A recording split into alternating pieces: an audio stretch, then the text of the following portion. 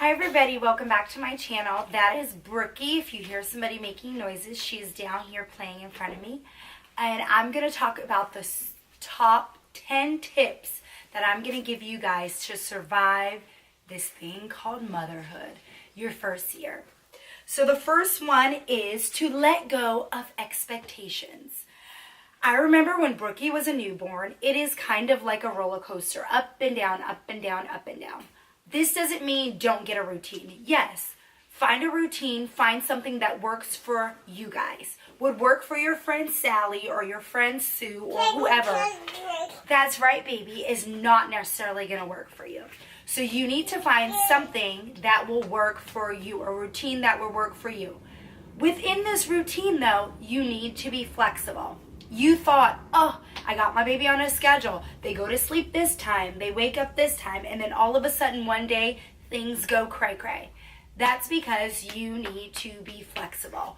Babies have so many milestones. You do, babe, through that first, especially those first 3 months of life. They go through so many growth spurts and everything, so you need to be flexible and let go of expectations and go with the flow. That's right. Okay, the next thing, if I'm looking down, I'm looking at my list. We'll see how long it lasts here. The next thing is communicate with your partner. If there is something you really wanted to do, I was gung-ho on breastfeeding for at least 6 months. I was gung-ho on it. So my partner got on board.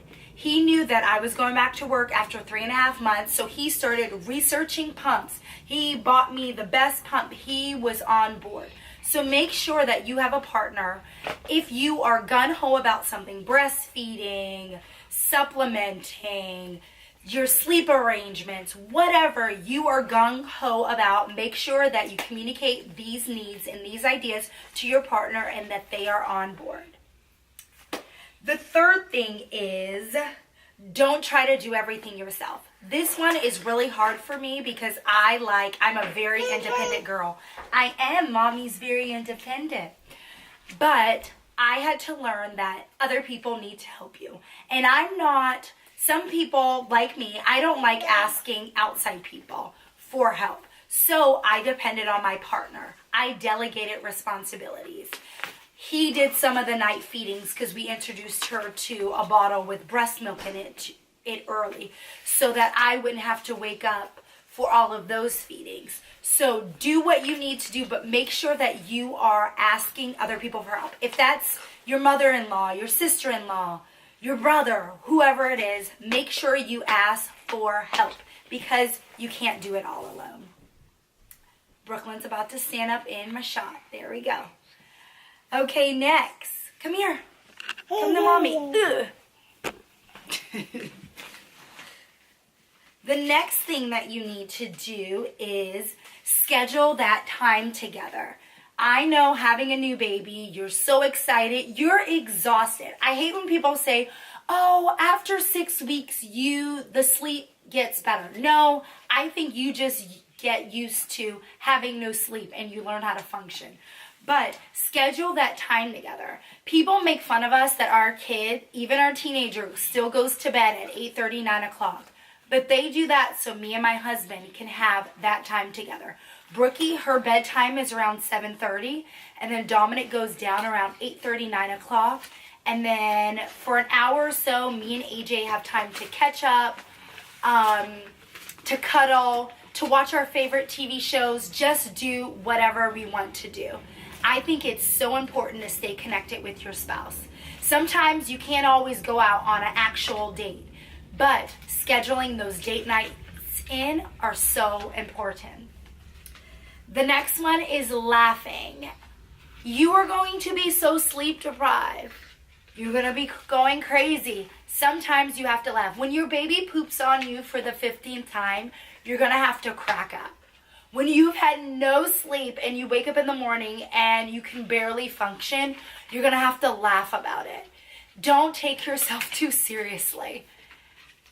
This journey, especially those first 3 months, are crazy. To keep your sanity, you're going to have to chuckle. You're going to have to laugh. when you get poop on you or peed on for the 15th time because you're so tired and you can barely change your diaper at night. You're going to have to laugh about it because this time too will pass and your baby will, pass that phase and you'll be hoping back for those times, maybe not to be sleep deprived, but you'll be hoping back for those times when all they wanted to do is snuggle and cuddle. So take it in, laugh about it. The next thing is finding a lesson in everything. I bring you the first appointment that I went to for my doctor.